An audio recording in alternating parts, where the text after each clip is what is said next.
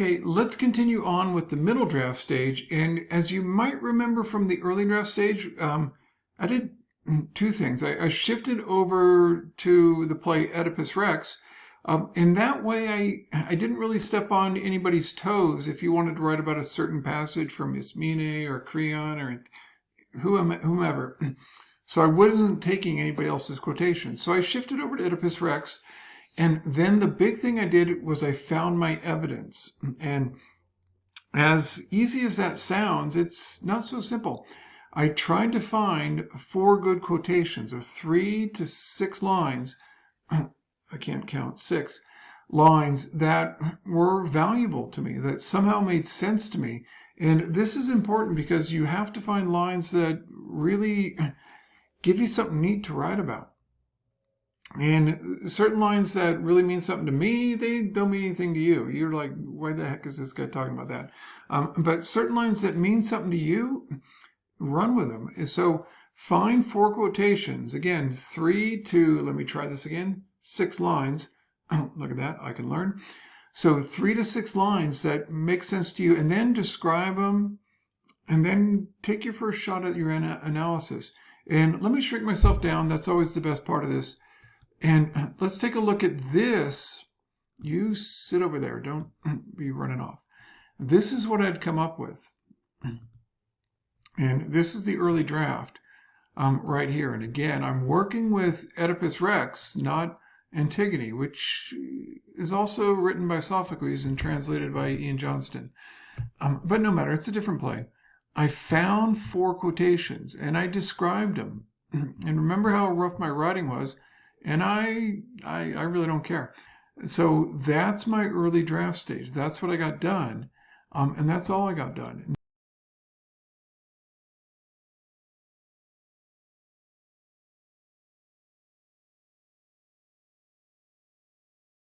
Now, in the middle draft stage, what I'm going to do is go over to the class. And let me show you.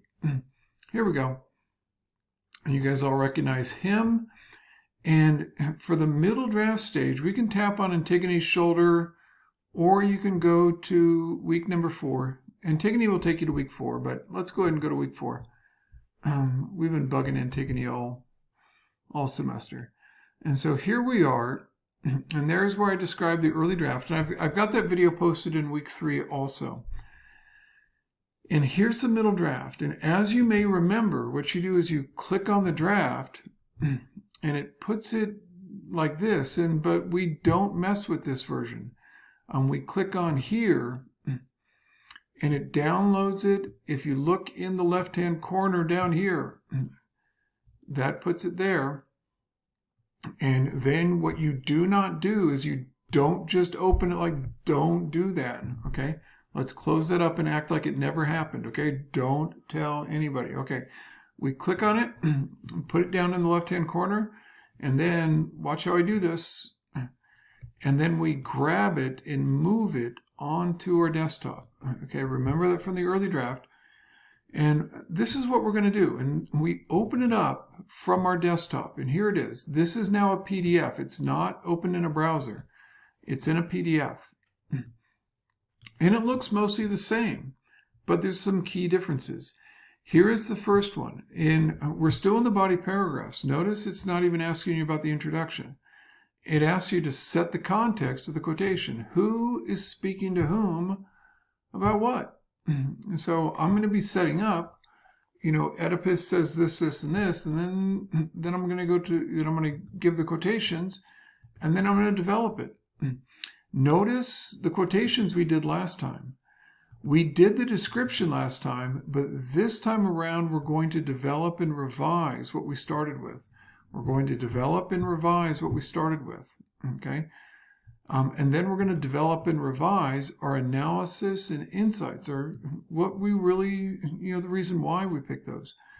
And we're going to do that for the next body paragraph, and then for the next body paragraph, and then the next one. And then what we're going to try is we're going to try our hand at the introduction, okay? And what we're going to do. And here's the early draft right here. And let me put this on the right-hand side, and I'll have the middle draft on the left-hand side, okay? And so what we can do to make life easy is to just copy and paste a lot of stuff. Okay, so let's go back. Here's my middle draft over on my right-hand side. And this is kind of tedious, but it doesn't take that long. It's not difficult. And on my right-hand side is my middle draft, and on my left-hand side is my early draft. Okay, and you can just do this. And here's my quotation. I can just copy my quotation, and I'm going to hit Command C. Most of you know how to do that, but I just hit Command C on my keyboard right here. You can use your mouse if you prefer. And then I'm clicking over in the middle draft, and you got to click really, give it a good click. And then I'm going to hit Command V. V as in Victor. There it goes. And then what I can actually do is copy and paste my description. I'm hitting Command C, and then I'm coming over to my description. But now I'm telling you to do this, copy and paste it over. And I'm not going to change my quotation. I already like it. It's pretty good to go. I am going to revise. I'm going to develop and revise my description. Okay. I'm going to work on this text, okay? And here we go in the analysis. What I'm going to do is copy and paste it. You remember all those spelling boo-boos and everything? Let's copy and paste it all over. So I'm going to do that for each of my body paragraphs. And then what I'm going to do, I'm going to move this over. Then I'm going to revise it and make it better. I am going to keep my quotations. I like my quotations. Okay, they're 3 to 6 lines. I'm getting pretty good at that. I'm going to set up the context. I'm going to keep my quotations. I'm going to revise this description. And then I'm going to revise this insight and analysis section. I'm going to revise it.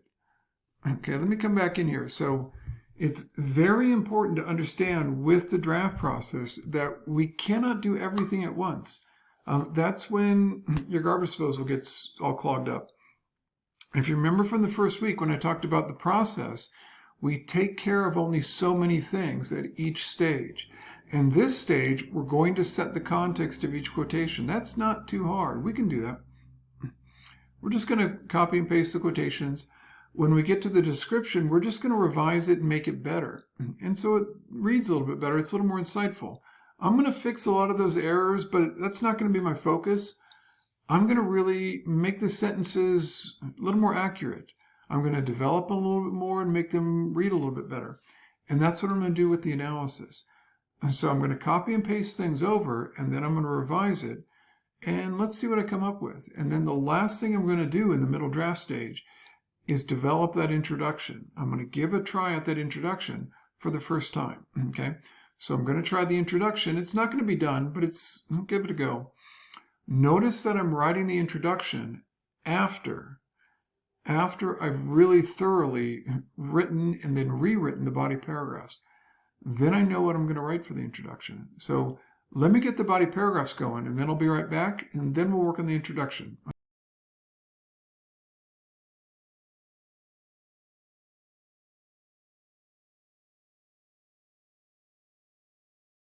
I'm back, and I've got the middle draft in pretty good shape. It's taken a few steps forward. Now, mind you, it's not really done, but this is the draft process. We're okay. So let's take a look. Let me shrink myself down. This is the best part.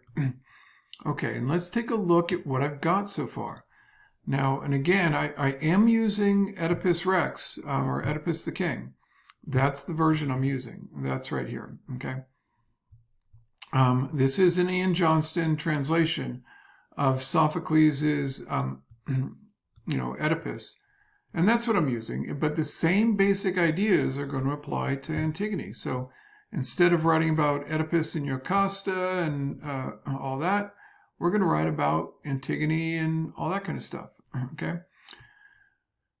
And here was my early draft. And remember what I did, which was to get the quotations and then describe it. And remember how rough the writing was. But that's okay. That's okay, because it's not good. It's not a final version, and he doesn't grade on that kind of stuff. Here is my middle draft, and I did copy and paste it over. Let's see what it's looking like. Okay, here's my middle draft. It's far from done, but it's gonna start to come along. You're gonna see it's a little bit better. It's actually a lot better. And what I did, this is the first quotation. I set up who is speaking to whom about what. Okay, so Oedipus speaks to the people of Thebes at the beginning. Look at that bad spelling again. Beginning of the play, and expresses sympathy for their suffering during their time of suffering. God, that's bad writing. And for their suffering, as the land is filled with a plague. Okay, let's make that a little bit better. As the land is filled, he makes it clear that he understands their plight. And then I have the quotation. Okay, and what I've done, and I'll compare this to the early draft. This is basically the same thing, but it's just better.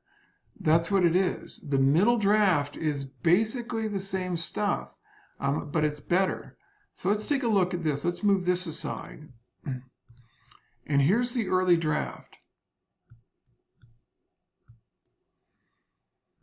And what we can see, let's go up to that first body paragraph. Here it is.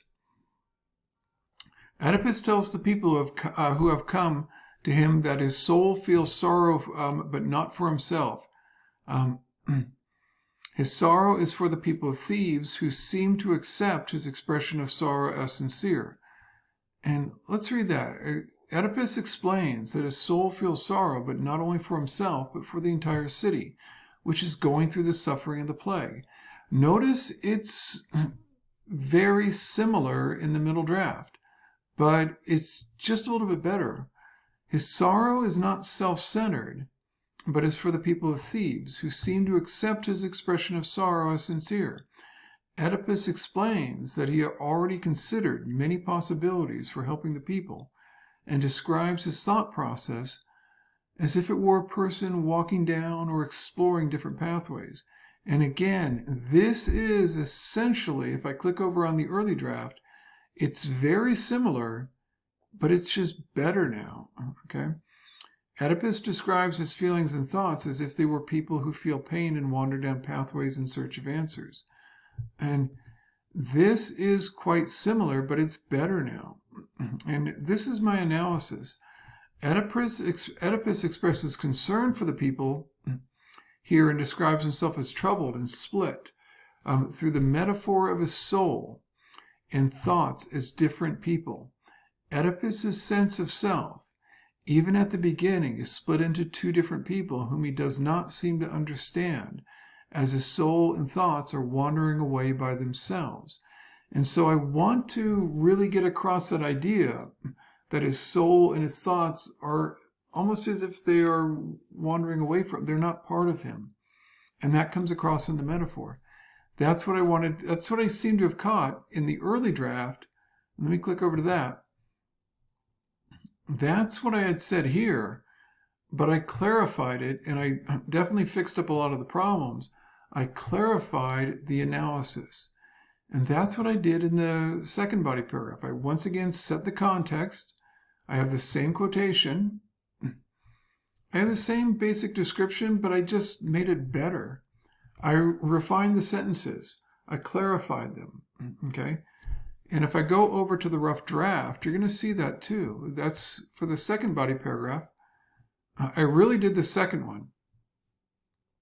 Oedipus recalls a time in Corinth when he confronted his parents over an accusation from a drunken guest, nice spelling there, who said he was not their biological son. They were offended by the stranger's remarks, and assured Oedipus that that it was untrue. I thought that was basically accurate, but I really thought it was rough. Especially, I got to learn how to. Okay, we won't talk about that. The claim by the drunk causes Oedipus to confront his own parents about the truth of the claim. I would say by the drunk guest. causes him to confront his own parents about the truth of the claim. Even though the claim came from a stranger who was drunk at the time and was dismissed by his own parents, Oedipus is still troubled. Notice that this is very similar to the early draft, but it's just better now. It's a little more revised, a little more accurate. It flows a little bit better. That's what the middle draft stage is about. Same thing with the analysis. That's what I did. Oedipus shows more trust of his misgivings in people's rumors at this stage than his own parents, who are reassuring him. That's what I thought was odd about it. He trusts his own misgivings in the stranger than he does his own parents. That's really odd. Okay, so I just revised that. The rumors, even with their lack of evidence for Oedipus to examine, struck him as more reliable than his parents who raised him. So I've revised the language to make the basic point a little bit better. And again, I set the context of the third quotation, and I copied the quotation over, and then I revised this. Okay? He instead describes his mother as Fortune, who had been kind to him, and acknowledges the turns of fate as being both small and great, but overall positive. And I really revised this analysis. I really did work on this third paragraph with the analysis. But understand it's the same basic point.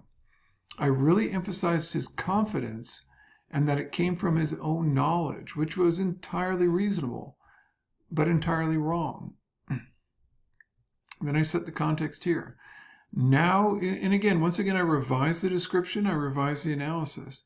And now what I'm going to do, and this is what I have to do, is I have to write the introduction. And I don't start this stage until I've written and then rewritten those body paragraphs. And I have got a really good handle on those body paragraphs. I really do at this point. Now what I've got to do is write the introduction. Okay? So what I'm going to do is summarize the body paragraphs. The body paragraphs, not the play. Very, very important distinction. Summarize the body paragraphs. That means I'm going to cover the scenes that I went to in the body paragraphs and also the insights that I provided. And I'm going to get into the way he believes the drunk and the rumors more than his own parents. And that his fall comes about from him being reasonable and trusting his own good sense of what he knows, but he's entirely wrong. Your introduction should include about 2 sentences per body paragraph. I'm going to do that. So I'll give that a try right now. If you'll hold on, I'm going to write 2 sentences per body paragraph about. That's a rule of thumb. About. So about 2 sentences per body paragraph, and that will give an overview, and then I'm going to try the thesis out. Okay?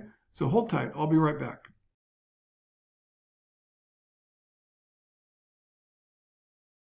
Okay, we're on the last stage here, and what I've just been working on is getting that introduction developed, and I gave a try at the thesis statement and see how it would go. But I don't got the thesis finished yet. So let's take a look at what I've got. And once again, my favorite part. Okay, this is what I did so far. And I noticed I wrote 1, 2, 3, 4, and this is for the body paragraphs. What I really did, it's kind of thumpy, but I went to the first body paragraph. I read over what I had done. Let's move it up. Go a little faster. And I read over what I had done, and I kind of what's it about and why it's important. And then I put that into 2 sentences. Then I did the second body paragraph, kind of what's it about and why is it important.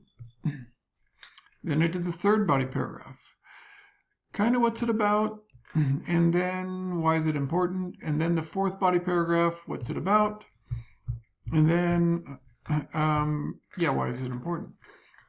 That's what I did for the introduction. I did about 2 sentences, and I think I did this time, and mind you, this is not written in stone. This is what the introduction does, is it gives the reader a map. Where are we going to go with the body paragraphs? Where are you going to take me? Okay, that's what this tells them in the introduction. I'm going to take you to the opening scene, and I'm going to explain why is it important. It's his sense of being split. And I've got to come back to that. That's what I'm realizing. He is split up by the end. Here he just kind of expresses it in a metaphor. Here, yeah, he's a mess by the end. He's split up right there. I got to make that a little bit clearer. Okay. I'll revise that. And then I did the second body paragraph and the third one. And notice I've got 2 sentences per body paragraph. That's going to give the reader a good idea of where we're going to go. We're not going to deal with Jocasta. We're not going to deal with Creon. We're not going to deal with the chorus. We're going to deal only with Oedipus in this essay. Now, very important, if your essay goes into Ismene, your introduction should set it up on Ismene. If your introduction goes to Creon, it should go to Creon and not mention Ismene. Not really. It doesn't need to. So if you go into Haman and Ismene, that's whom you should focus on in your introduction. You might be able to drop Creon's name, but not much. Set up what you deal in the body paragraph. And this is my first try at the thesis statement. Oedipus relies on his own experience and good intentions to form his trust of the world around him, but he finds all of this to be unreliable and to be the source of his suffering all along. Now, mind you, that's my first try at the thesis statement. I've got to give it another. But you know what? I can now see this essay coming together. It's not there, but it's pretty darn close. I will come back in the last video and I'll go through how we're going to stitch this all together and move it over into the final version.